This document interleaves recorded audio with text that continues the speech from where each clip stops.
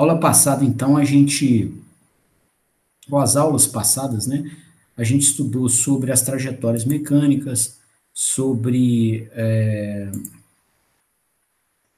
deixa eu exportar isso aqui da outra aula, sobre as trajetórias mecânicas, sobre a segunda lei de Newton aplicada a sistemas rotacionais, né, interpretamos os agentes que promovem torque no eixo da máquina, né, então a própria máquina elétrica, pela interação de ímãs, desenvolve o seu torque,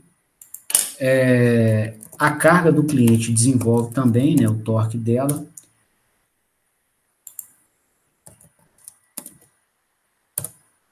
o rolamento, e a gente tem perdas, né, por ventilação também, o torque por ventilação, tá? A gente fez uma análise disso e vimos que o balanço entre esses sinais nos dá o torque de aceleração, tá?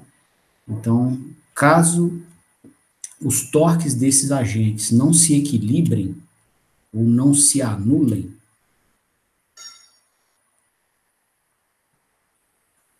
o sistema vai acelerar com um dado torque de aceleração que é dado pelo momento de inércia vezes a aceleração angular. Tá? Ou seja, a aplicação da segunda lei de Newton a sistemas rotativos, né?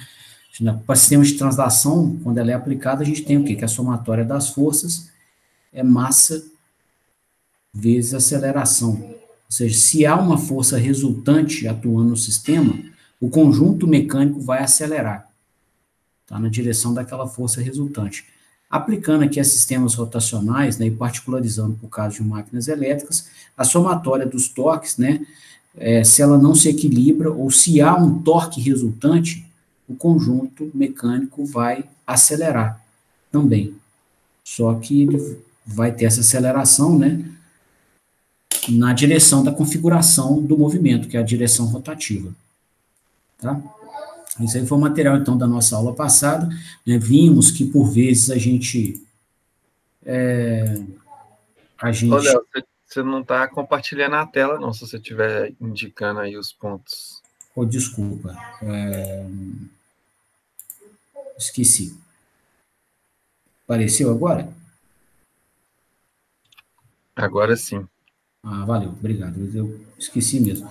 Era essa tela aqui, eu estava só revisando, tá? Só tinha escrito essa equação.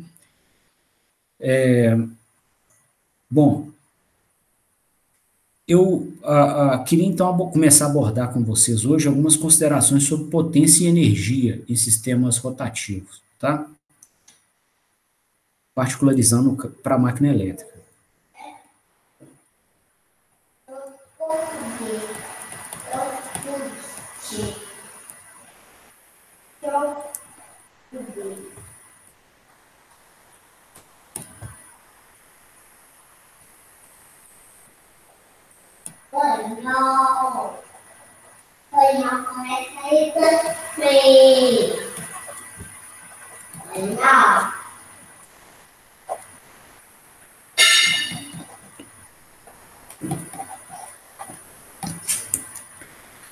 Bom, então se a gente pegar aqui o contexto, né, de uma aplicação tracionada por uma máquina elétrica,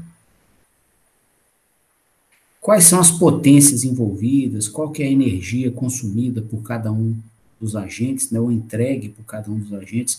Eu queria fazer essa análise com vocês, porque ela é indispensável para o entendimento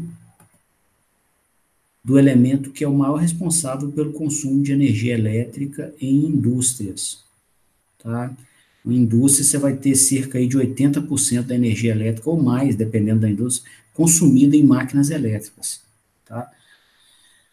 Ou no acionamento elétrico, né? Ou seja, todo o conjunto com a máquina elétrica e o manipulador mecânico e a carga do cliente, ok? E aí, se você quiser desenvolver algum projeto de economia de energia elétrica, você tem que olhar para essa solução mecatrônica com propriedade técnica. Você tem que saber o que está sendo consumido por cada agente e que oportunidade você teria para conseguir minimizar o valor pago na conta de energia, tá? Então, em termos assim de projetos de eficiência energética ou mesmo para análise, tá, de sistemas, você pode estar, por exemplo, fazendo um estudo onde você queira caracterizar o consumo de energia de um veículo para saber o quanto de bateria vai ter que ser embarcada nele.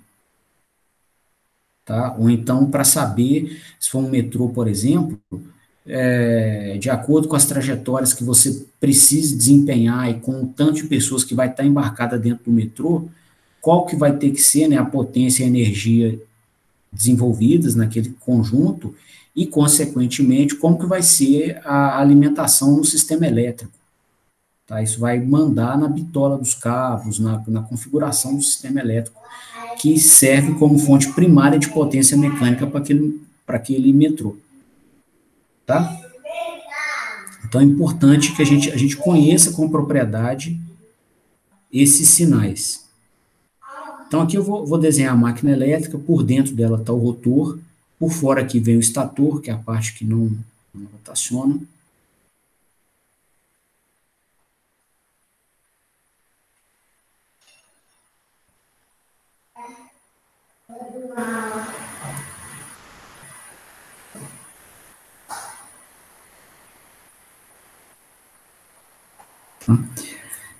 Aqui na ponta de eixo, né, vem a carga do cliente. A gente conecta o eixo da máquina com o eixo da carga por um acoplamento qualquer.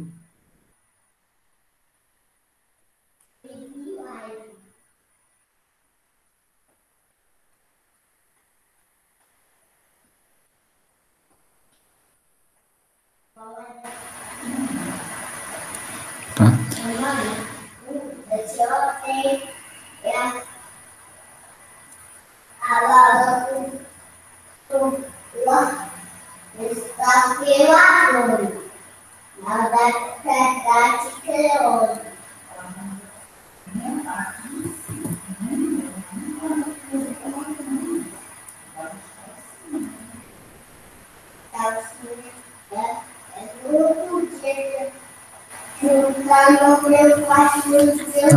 Então, a carga do cliente, ela vai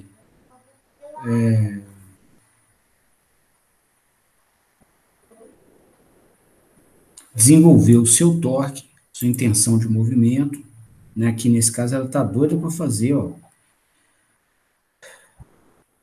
o sistema rotacionar nessa orientação. A própria máquina, né, como conversamos na aula passada, ela desenvolve o seu torque também, a sua intenção de rotação, que é o torque eletromagnético. Pode ter um sinal matemático positivo para cá, por exemplo. Tá? E você tem os atritos, que geralmente são menores. Aqui nessa análise eu não vou me preocupar com eles. Beleza? E aí, moçada, nessa interface da máquina aqui, a gente a conecta com o sistema elétrico de potência. Tá? O mais comum é a gente ter máquinas conectadas às três fases da rede, às três fontes de alimentação da rede. Sistema trifásico, tá?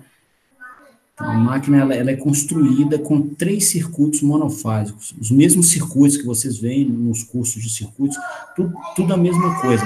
Só que você tem 3 circuitos absorvendo potência aqui dentro.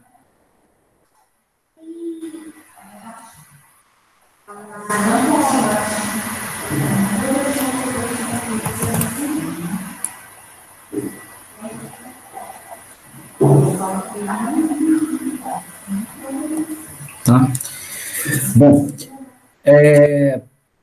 como a gente tem um sistema de conversão aqui de energia, de potência, né, esses sinais se apresentam em diferentes formatos, né? Tem o formato elétrico do lado da rede, tem o formato mecânico no eixo da máquina, tá? No lado mecânico, vamos começar por ele, a potência que cada agente desenvolve, tá? Ela vai ser dada em um determinado instante pelo torque daquele agente vezes a velocidade angular do eixo. Tá? Então, essa é a definição formal da potência desenvolvida por um dado agente no eixo mecânico. Né? E o uso dessa formulação só é proveitoso, só faz sentido se você souber a historinha por trás. Né? Não adianta decorar assim, a P é igual a T vezes ômega. Né? E isso está traduzindo o que fisicamente? Tá? Então, você tem que ter essa propriedade, né? Eu tenho que falar da expressão contando a historinha que tem por trás dela. Então, tem vários agentes presentes no eixo, cada um desenvolvendo um torque e cada um desenvolvendo uma potência. A potência que um dado agente vai desenvolver é o torque que ele desenvolve vezes a velocidade mecânica do eixo. Tá? Então, vamos marcar aqui essa velocidade mecânica também.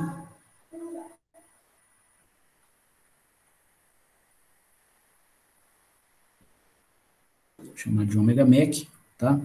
E aí nós vamos ver o seguinte, ó, que a potência desenvolvida pela carga, que é essa massa içada aqui, por exemplo, ó, vai ser dada pelo torque que essa carga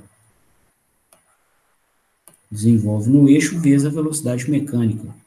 Então, este agente aqui, essa massa içada, tá? Ela desenvolve essa potência. Esse outro agente, que é a máquina elétrica, tá? Que também atua sobre o eixo, vai desenvolver uma outra potência no eixo. Nós vamos chamar, inclusive, nesse curso aqui, de PMEC.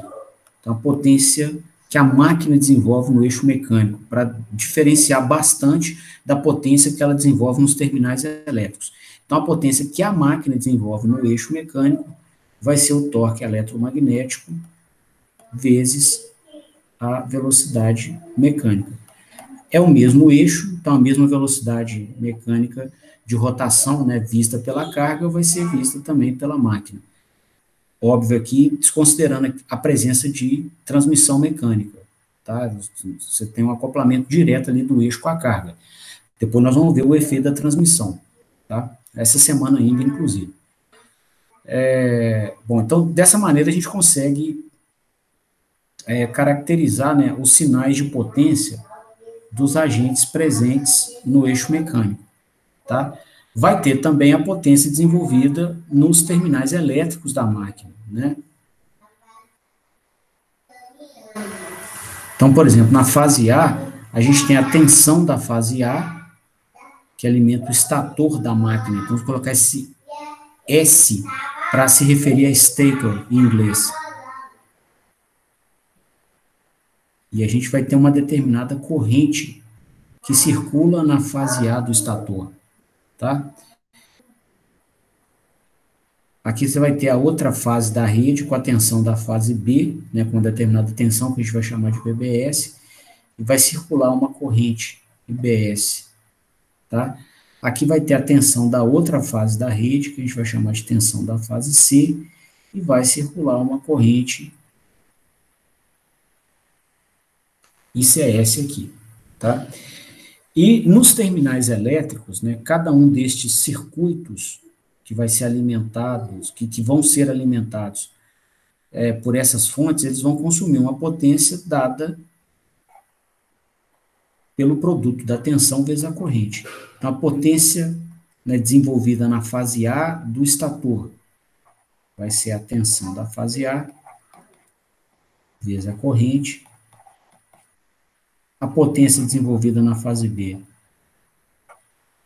mesma coisa, só que com tensão e corrente da fase B.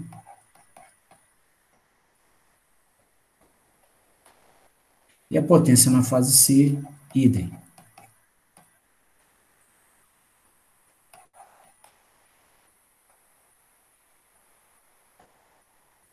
Então, essa vai ser a potência elétrica total, né? Que a máquina absorve, a soma das três. Ó.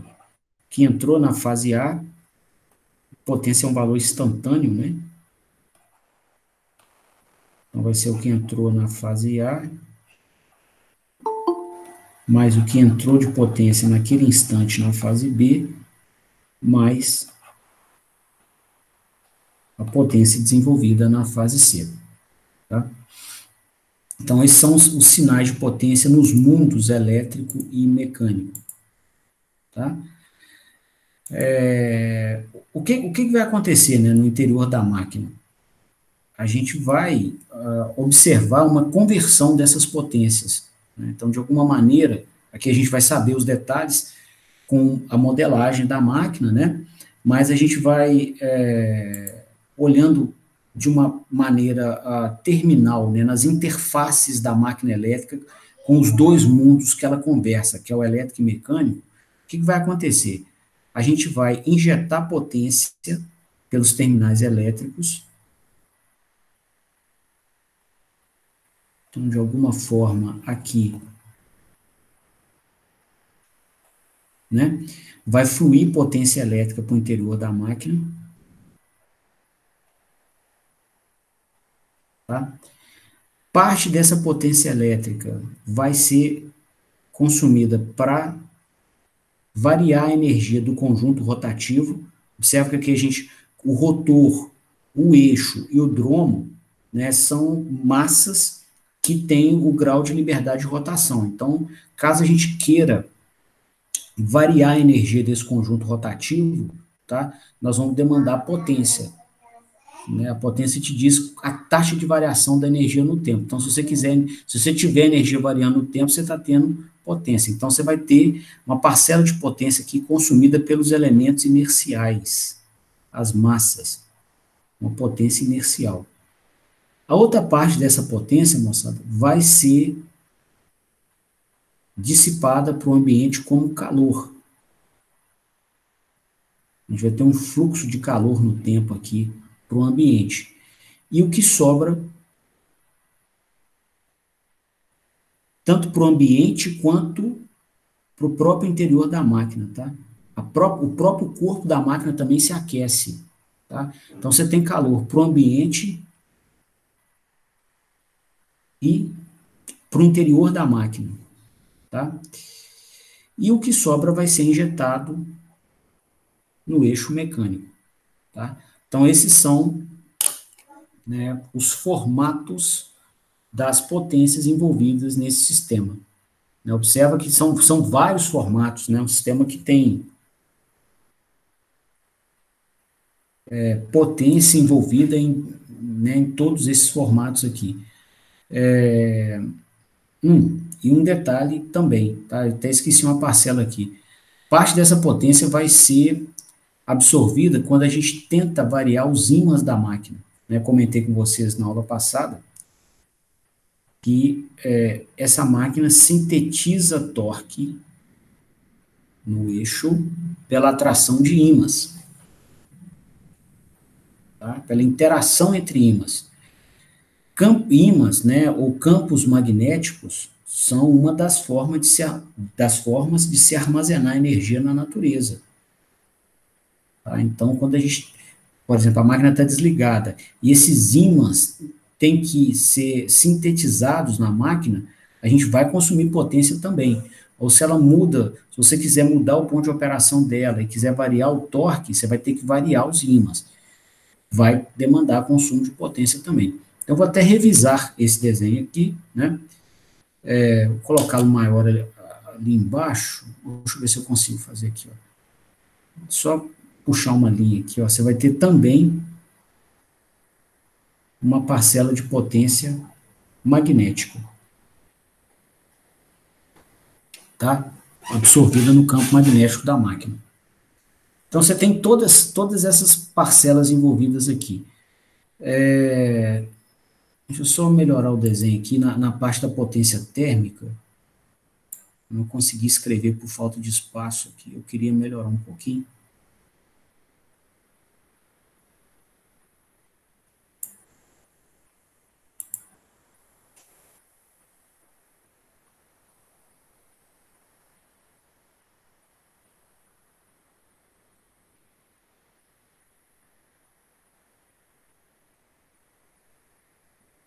Você tem um fluxo de calor no tempo para o interior da máquina, tá?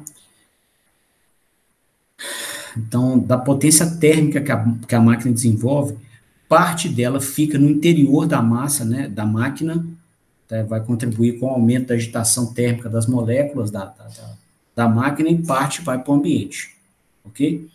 Então, você vê que é um sistema bem poluído, né, entre aspas, em formato de potência, tá? Tem diversas formas de conversão aqui, né? Essas formas de conversão, a gente já até começou a aula de hoje explicando, né, o significado físico delas, a potência mecânica aqui, né, que a máquina desenvolve, se dá, né, porque ela implementa um torque num eixo que tem velocidade. Tá? Então, isso vai caracterizar a potência que ela entrega ao eixo. A potência elétrica se dá pela alimentação que a máquina recebe do sistema elétrico de potência, né? E vai ser a soma das tensões vezes as correntes em cada fase. A potência inercial vai ser a potência demandada para variar a energia cinética do conjunto rotativo. A potência magnética é a potência demandada para criar os ímãs da máquina ou variá-los. Tá? Variar significa que você pode aumentar, né, a intensidade desses ímãs e aí consumir potência, ou mesmo reduzir a intensidade desses ímãs e absorver essa potência do lado mecânico, elétrico ou como potência térmica.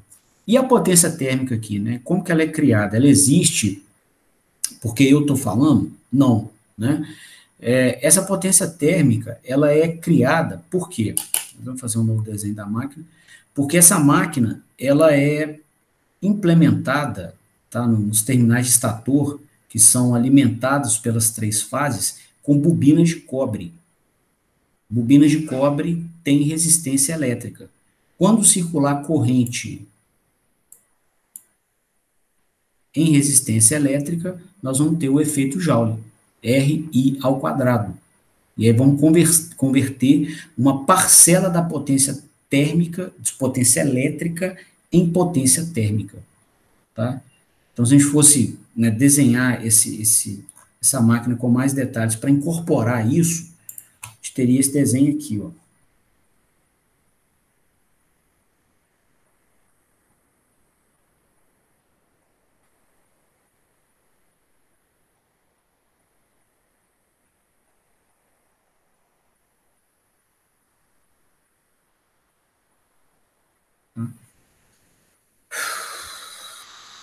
A gente tem, por exemplo, aqui ligado na fase A uma bobina de cobre. Cobre tem resistência, cobre é a temperatura ambiente, que é a condição que a máquina vai operar, tá? E aí, a estrutura construtiva da máquina contempla aqui uma bobina, ou fio enrolado, tá, em torno aí de um eixo qualquer, tá? Por quê? Porque a gente vai forçar, né? Forçar não, a gente vai alimentar a máquina para ter corrente elétrica circulando aqui, ó. Vamos que essa seja a fase A do estator, tá?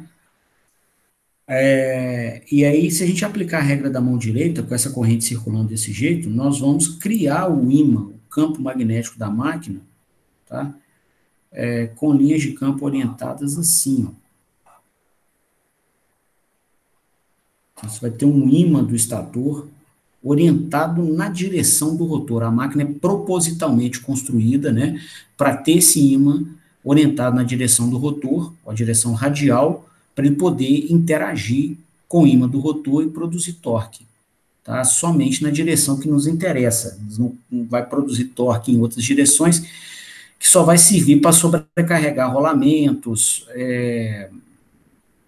potencializar a vibração, né? Vai estraga também os próprios rolamentos, a carga, os acoplamentos, tá? Então a gente coloca o ímã na direção radial para ele poder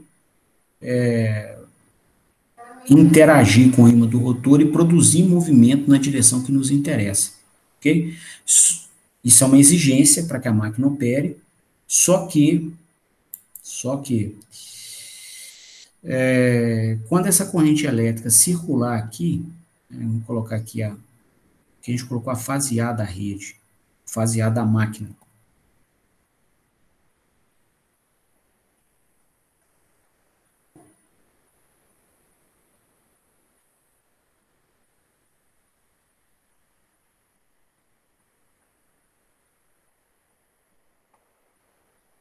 Tá? Então, com essa corrente circular, ela vai passar, né, pelo fio de cobre que tem resistência, e aí nós vamos ter calor produzido, né? Você vai ter calor aqui produzido por efeito Joule. Parte desse calor fica na máquina e parte vai para o ambiente, tá? Calor é energia em trânsito. Como nós estamos falando de potência, nós estamos falando da taxa de envio dessa energia para o ambiente e da taxa de envio dessa energia para o próprio interior da máquina. Tá? Então, a potência no formato térmico, que eu tinha mencionado para vocês, né, nesse diagrama de fluxos de potência aqui de cima, ela tem essa natureza que eu estou explicando aqui. Tá? O diagrama aqui de baixo eu omiti o rotor, eu não coloquei o rotor e a carga só para não carregar o desenho. Tá? Aqui está só com o estator. Vou até fazer os pés dele aqui para não dar confusão se vocês pegarem para estudar isso aqui, com esse material depois. Tá? Aqui está o estator somente. Ok? Bom, existe uma relação entre essas potências? Tá? Existe. E ela é dada pela primeira lei da termodinâmica. O que a primeira lei da termodinâmica te diz, né? Que, independente do formato, potência não se cria e nem se perde, ela apenas se converte, tá? Então, se a gente fosse, né, descrever aqui essa máquina com a roupagem da primeira lei da termodinâmica,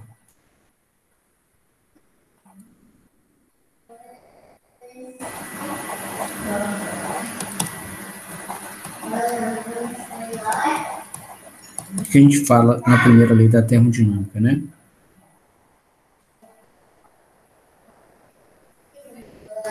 Se tiver uma massa de controle aqui, ó, você vai colocar potência na entrada dela, independente do formato, tá? Parte dessa potência vai promover uma variação da energia interna da máquina, chamando essa energia interna de U, tá? Então, seria um delta U no tempo, a variação dessa energia interna no tempo. E o resto vai sair do sistema, independente do formato, tá? Vai depender aqui, caso a caso, de como opera o sistema de conversão de energia, tá? E essas potências, elas vão se balancear, ou seja, o que entrou de potência vai ter que virar variação da energia interna e vai ter que virar potência de saída, tá? Essa relação é válida mesmo que as potências tenham formatos distintos, tá? Por exemplo, se você pegar um motor a combustão de um carro, tá? A potência de entrada no motor pode ser química, no formato químico, que é o combustível, tá? A variação da energia interna do motor, tá? Pode ser térmico, ou seja, o próprio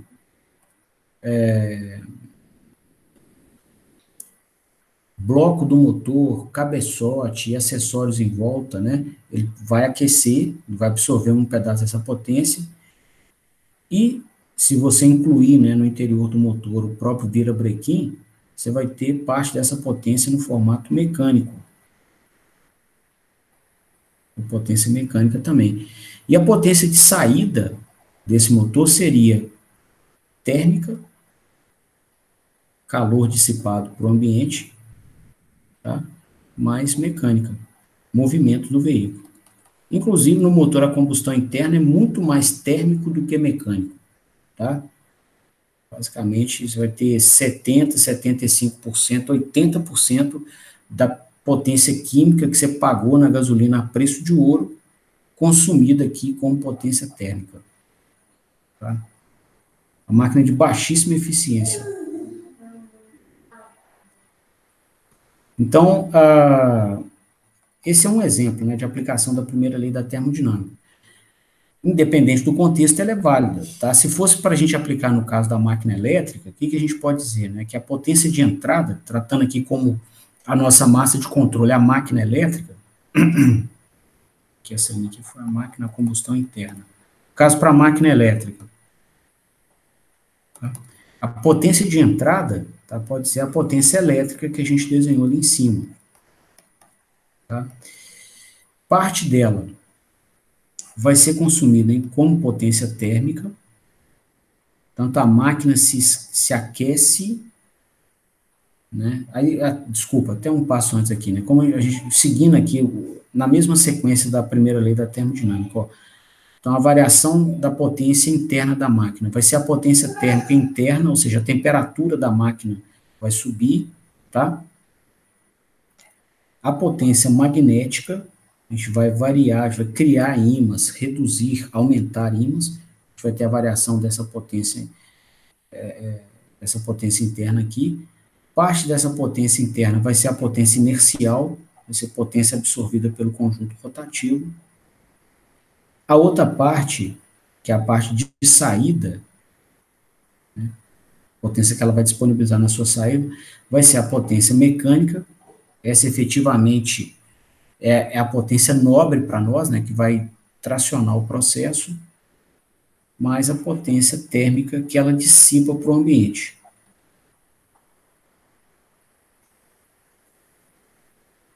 Tá?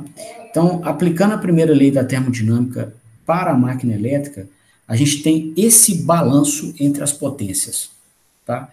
Independente do formato, né, você tem aqui elétrico, térmico, magnético e mecânico. Você tem potência em 4 formatos distintos. Tá? E em um dado instante, você vai observar que o balanço entre essas potências segue essa regra que a gente escreveu aqui. Tá? Em cada um dos mundos, né, desses 4 mundos, no magnético, no mecânico, no térmico, no elétrico, tá? O inercial entra aqui no mecânico também, você tem como expressar essa potência com modelos distintos. Foi o que a gente fez no início da aula. Né? A potência elétrica você vai expressar por tensões vezes correntes, né? A potência mecânica por torques vezes velocidades, né? A potência térmica pelo efeito Joule, RI ao quadrado, tá? A potência magnética, tá? Aqui potência térmica, RI ao quadrado, a potência magnética, né? Pela derivada de LI ao quadrado no tempo, ok? Então, cada um dos mundos, essas potências, né, se expressam, a gente pode modelá-las de uma determinada maneira, tá? Mas sempre existe um balanço entre elas. Isso é fato, tá? Bom, no eixo mecânico, tá, a gente tem também uma divisão de potências, né? Essa potência que é injetada aqui no eixo mecânico pela máquina, tá?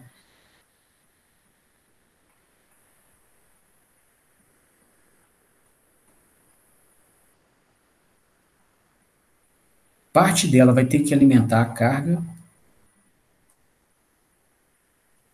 e parte dela vai ter que alimentar o conjunto rotativo. Tá?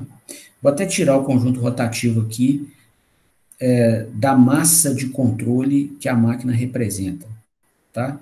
Não faz diferença na modelagem, é só dizer que o rotor aqui não está dentro da máquina, ele está fora da máquina, ele é encaixado aqui.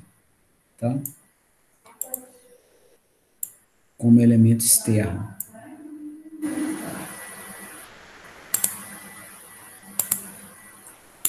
E aí a potência que a gente vai entregar ao sistema inercial, ela, na verdade, vai ser suprida pela potência mecânica.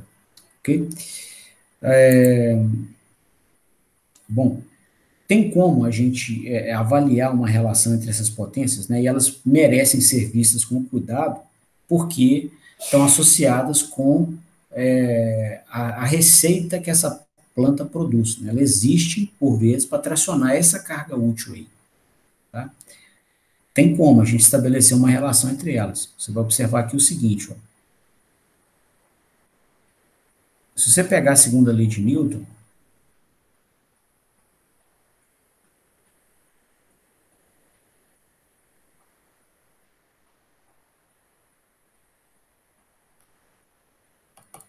né? O torque eletromagnético vai ter que ser, que a máquina disponibiliza, a máquina é uma fonte de torque. Esse torque vai ser consumido por duas impedâncias mecânicas, né? Uma delas é o conjunto rotativo, rotor, eixo e partes rotativas do manipulador mecânico, e a outra impedância mecânica é a carga, tá? Todo mundo está no mesmo eixo, observando a mesma velocidade. Então, se você multiplica os dois lados dessa igualdade pela velocidade mecânica,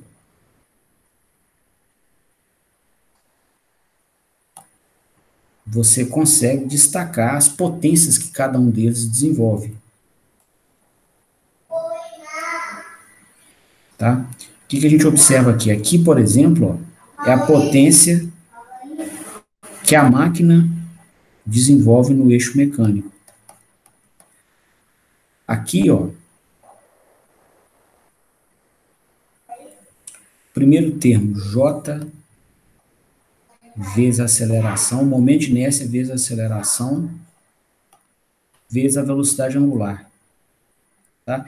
Isso aqui é a potência absorvida pelo conjunto inercial, né, pela massa rotativa. E a segunda potência, que é o, né, que aparece aqui no lado direito da igualdade, é a potência absorvida pela carga, o torque dela vezes a velocidade dela. Tá? Então, o que a gente observa aqui? Toda vez que a gente quiser acelerar o conjunto rotativo, você vai ter que ter uma parcela extra de potência disponibilizada pela carga.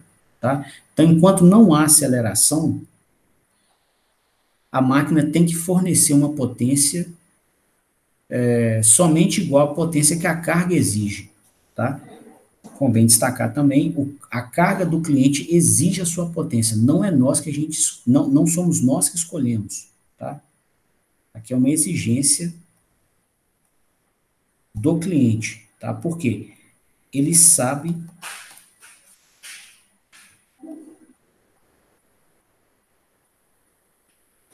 quais são as massas que ele tem que tracionar, em que manipulador mecânico, e qual que é o ritmo que isso precisa acontecer para atender o processo dele, tá? Então, a velocidade é uma exigência dele, o torque para manipular a carga dele também é uma exigência dele.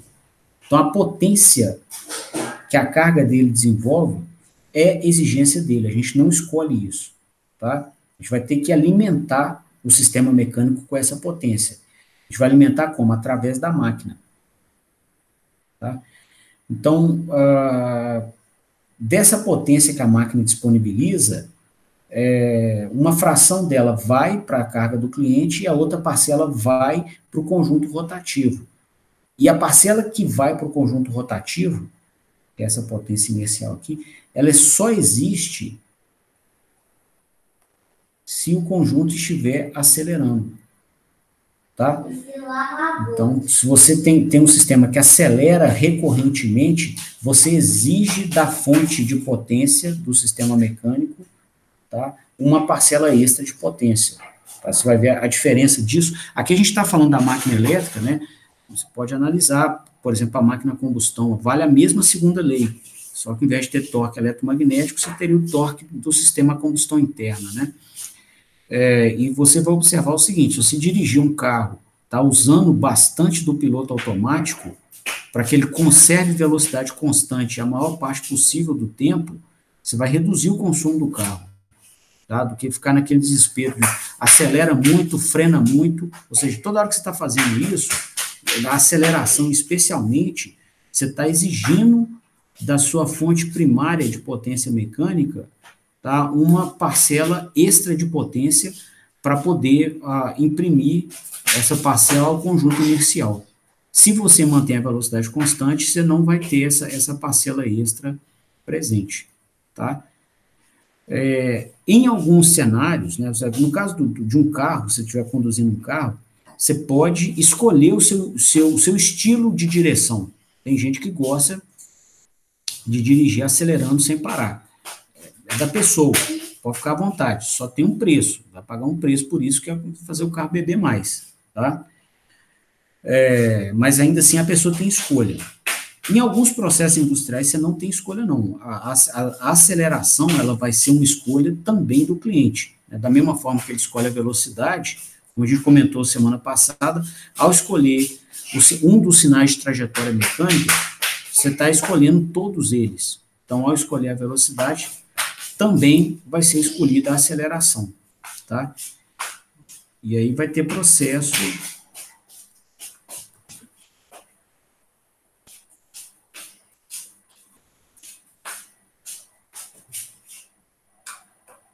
que tem recorrentes, partidas e frenagens, tá? Então, se você desenhar aqui o sinal da velocidade mecânica no tempo, ó, você vai ter recorrentes rampas de partida e frenagem. Pode ficar parado aqui, por exemplo. Partida, frenagem. Ficou parado. Desculpa. Ficou parado. Partida, velocidade constante, frenagem. Isso aqui, por exemplo, pode ser o sinal de trajetória de uma composição do metrô, né? Que ele para nas estações, as pessoas entram, ele parte, chega na velocidade final de cruzeiro, mantém essa velocidade, frena na próxima estação, fica parado para as pessoas entrarem, parte de novo com as pessoas, chega na velocidade de cruzeiro, mantém a velocidade constante, frena na próxima estação, e assim ele vai fazendo, tá? Então, é uma exigência desse processo que existam recorrentes acelerações, tá? Aí, toda hora você vai ter que ceder potência para o conjunto inercial, tá? Isso vai ser do processo. Uma coisa que você pode fazer para reduzir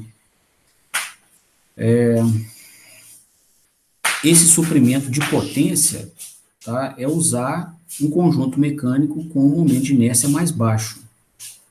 Tá? Então, em alguns casos, a gente usa, né, da máquina síncrona a imã permanente para poder reduzir o momento de inércia. Tá? É uma máquina que tem no seu conjunto rotativo, né, a massa dos ímãs, né, mais próximas do eixo. E isso reduz o momento de inércia. Tá? Isso é uma possibilidade. Tá? Isso também acaba reduzindo a massa da máquina em si. Né? E aí a gente vai observar, inclusive, que alguns veículos hoje, tá, aliás, vários deles, usam da máquina síncrona. Vários fabricantes de carros híbridos, eles usam na parte elétrica do sistema de tração, eles vão usar a máquina síncrona. Tá? Porque menor massa e menor momento de inércia da máquina da máquina de tração, da máquina elétrica de tração. Isso vai acabar favorecendo, né, uma redução no consumo de potência mecânica. Ok? Bom, só que a gente paga, tá, assim, obviamente aqui, né, isso não sai de graça, a brincadeira não sai de graça, né, e dentre esses diversos elementos físicos aqui que consomem as suas potências, né, e as suas energias, né, a gente paga pela medição da energia nos terminais elétricos. Tá? Então, a gente vai ter os nossos medidores, são medidores de energia e não de potência, instalados aqui no sistema elétrico. O valor pago aqui vai ser por energia elétrica. Tá?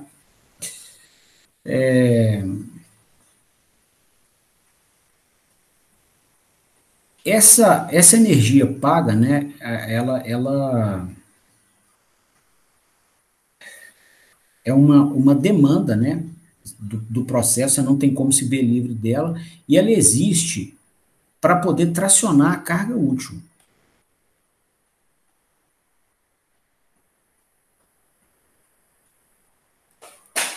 Tá?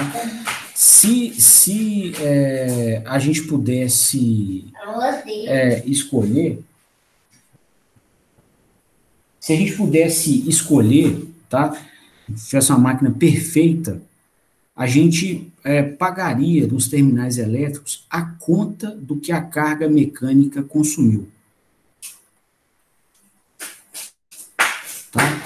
Então, a carga mecânica vai consumir uma energia, né, para fazer uma trajetória completa, e essa energia tem que ser suprida para a carga, nós não temos escolha, tal qual a potência. Aí você, pô, mas você falou que a potência tem que ser suprida, né, tem que ser suprida conforme as exigências do cliente, e a energia também? Sim. Né, por quê?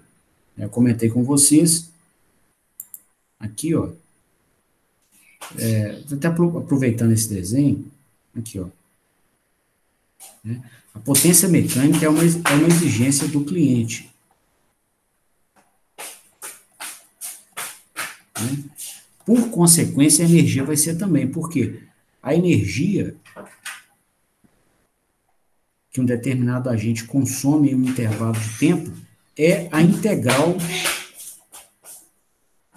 da potência no tempo. Tá? E a gente paga por energia. Então, aqui, por exemplo, nessa aplicação mecatrônica, tá? A energia elétrica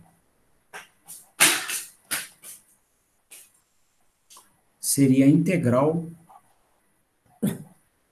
da potência elétrica no tempo. Tá? E é isso que a gente paga. Ok? Então, no melhor dos mundos, tá? Como o cliente exige um dado suprimento de energia mecânica numa janela de tempo, o melhor dos mundos seria aquele onde a energia elétrica que a gente pagou seja a conta do que o cliente consumiu. Tá? Só que, infelizmente, isso não acontece. Por quê? Porque tem outros elementos convertendo potência aqui. Tá? E, em especial, a potência térmica, ela vai configurar um formato de potência que é irreversível. A gente não consegue depois pegar o calor que foi gerado aqui e transformar ele em potência elétrica de novo. Tá? Então, a potência térmica configura perdas mesmo. Perdeu. Você pagou por ele, tá? Ou seja, se teve todas as potências envolvidas aqui vieram da rede elétrica, né? Igual a primeira lei da termodinâmica explica. Tá? Então, todos eles foram pagos. Né? O que vai para a carga do cliente é potência útil, né? Ela virou trabalho, virou produção, né? A potência magnética é necessária para a máquina operar, você consegue, inclusive, reverter o fluxo dela depois, tá? Agora, a potência térmica, não. Realmente, você pagou por ela, ela foi para o ambiente e já era, tá? E essa constatação, né, e aliás, um passo antes dessa constatação, é um comentário que é o seguinte: máquinas de conversão de energia diferentes vão ter frações diferentes da potência que é perdida para o ambiente. Tá? Então, a máquina elétrica, né, quando ela está bem especificada, da potência que você tira do terminal elétrico, você chega a colocar 90%, 92% dessa potência aqui no eixo mecânico. Tá? E aí só uns 8, 10, 15% vão para o ambiente como potência térmica. Ambiente ou interior da máquina. Tá? Então, assim, o que você pagou de potência elétrica ou de energia elétrica, naquela operação, você vai ter 15%, 10% queimados como potência térmica ou energia térmica. tá? Isso varia de máquina para máquina, de tecnologia para tecnologia e de ponto de operação numa mesma máquina, tá? Então, aqui, a máquina elétrica, tá? Existe um ponto de operação dela, igual a gente viu na aula passada, um nível de torque e velocidade que ela opera desperdiçando o mínimo possível de energia, tá? Uma máquina a combustão interna, a mesma coisa, tá? Existe uma região de operação, um nível de torque da máquina e um nível de velocidade que ela desperdiça o mínimo possível da energia química do combustível como calor, tá? E esses conceitos, eles são matematicamente englobados num parâmetro físico chamado eficiência.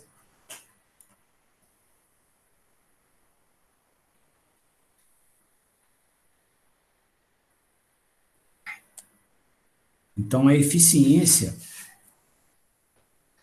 e esse é o conceito formal, tá? A palavra eficiência, ela, por vezes, é usada, né, fora do seu contexto formal, né, a pessoa fala assim, o sistema é eficiente, por vezes ele está dizendo que o sistema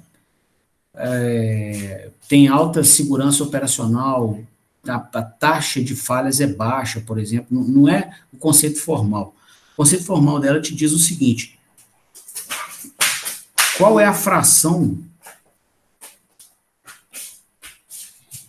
da potência de entrada que realmente aparece na saída, tá? Então, no caso da máquina elétrica, tá, quando a gente está operando em modo motor,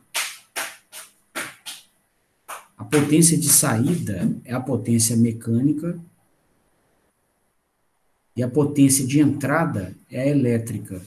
Então, a gente mede a eficiência pela relação entre a potência mecânica e a potência elétrica. Se ela está operando em modo gerador, esse fluxo de potência se reverte. Então, você tem como fonte primária de potência o elemento mecânico, então a entrada de potência é mecânica e a saída é elétrica. Então, é a relação entre a potência de saída sobre a potência de entrada. Tá? Então, mas sempre a relação entre a potência útil de saída e a potência de entrada, tá? Nenhum sistema de conversão de energia tem 100% de eficiência, sempre há alguma perda, tá? Na mecatrônica, moçada, dos sistemas de conversão que a gente tem, os mais eficientes são os conversores eletrônicos de potência, tá? Ali você vai achar, converter potência elétrica em elétrica, né? Para ter controle de torque na máquina, ali você vai achar 96%, 95% de eficiência, tá? Você não tem peça mecânica rotativa, né? Um conversor estático, não tem peças em movimento, tá? A máquina elétrica, né, se ela tiver num bom ponto de operação, também é bem eficiente, tá? Você vai achar máquinas aí com 90%, 92% de eficiência. Máquinas a combustão interna, né, se o sistema estiver tracionado por elas, já não são eficientes, tá? Você vai ter 20% de eficiência, 25% de eficiência, tá? Então, no caso, a máquina a combustão interna é um absurdo mesmo. Assim, ela...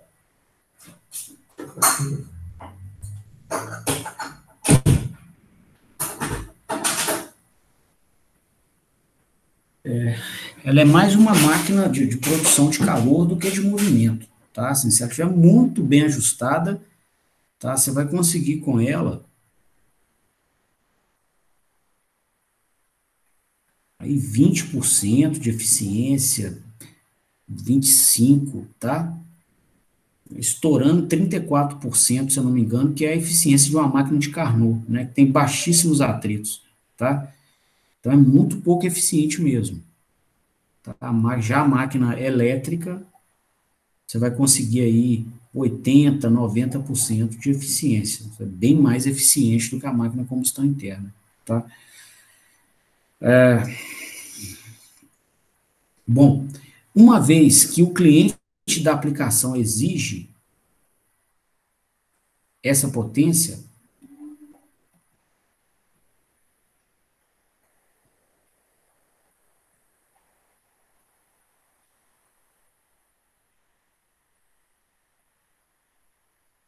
tá?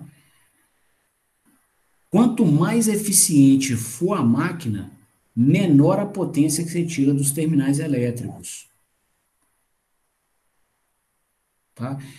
Então, convém, né, no caso, a gente escolher máquinas que consigam, né, dentro daquela aplicação, com aqueles torques que o cliente exige, com aquela velocidade que o cliente exige, ela consiga operar com a máxima eficiência possível. Tá? Espera aí que eu errei a expressão, só um minutinho.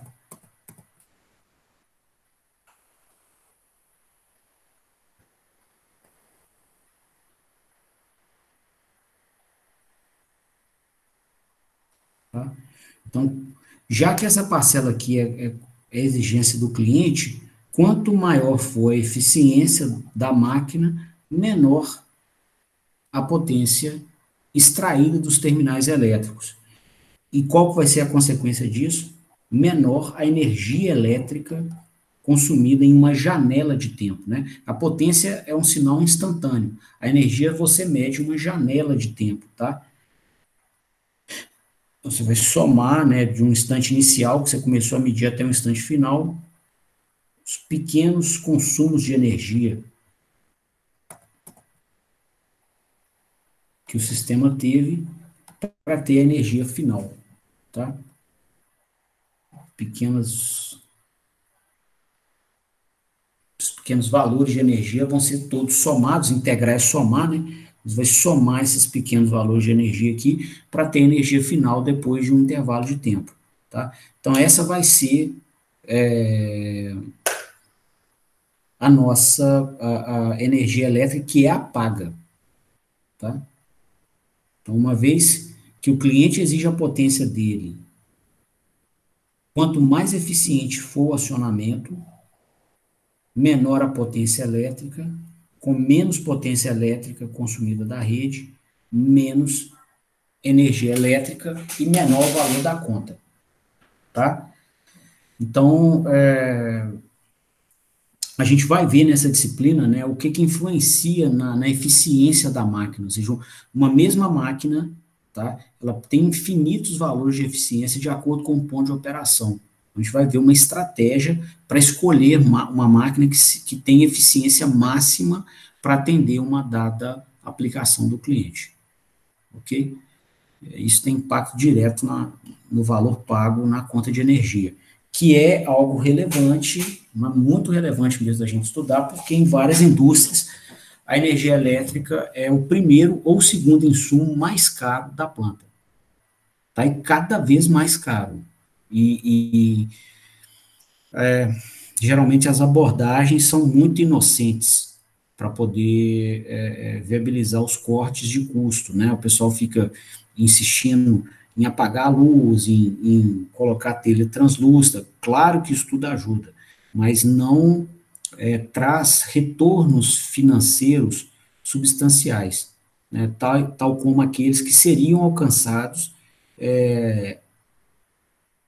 trabalhando com as plantas mecatrônicas, que são as maiores consumidoras de energia elétrica disparado ali dentro da planta, tá? Em várias plantas, né? Tem outras cargas que não são máquinas elétricas, que também consomem bastante, mas em várias plantas a maior parte do consumo está nas máquinas elétricas. E aí a gente tem alguns graus de liberdade, né, para compor a planta, para escolher a máquina, né, de forma a minimizar o consumo. Bom, pessoal, o meu recado hoje era esse. Esse é o dia que a aula é assíncrona, então é 1 hora só. De quinta e sexta, que são aquelas aulas de 2 horas. Eu queria abrir a palavra para vocês, se vocês entenderam o recado, se querem fazer alguma consideração, tem alguma dúvida, pode ficar à vontade. Tudo certo aqui. Beleza? Beleza. Então tá. Então beleza, moçada. Então eu vou encerrando, então, e a gente se vê na quinta, tá? Esse vídeo vai pro YouTube, com essas notas de aula que eu fiz aqui com a mesinha digitalizada. Boa noite, professor. Oi? Alô? Boa noite, professor. Desculpa, moçada, eu não entendi, veio... A galera tá falando só boa noite mesmo, professor. Ah, entendi. Beleza. E aí, então, eu vou disponibilizar essas notas e vou mandar o link lá no portal didático, tá? O link do vídeo e o PNG das notas, tá? No mais, uma boa noite para vocês. Quinta-feira a gente se vê, então. Beleza? Boa Show de noite. bola, Léo. Boa noite. Até mais. Professor, boa noite. Boa noite.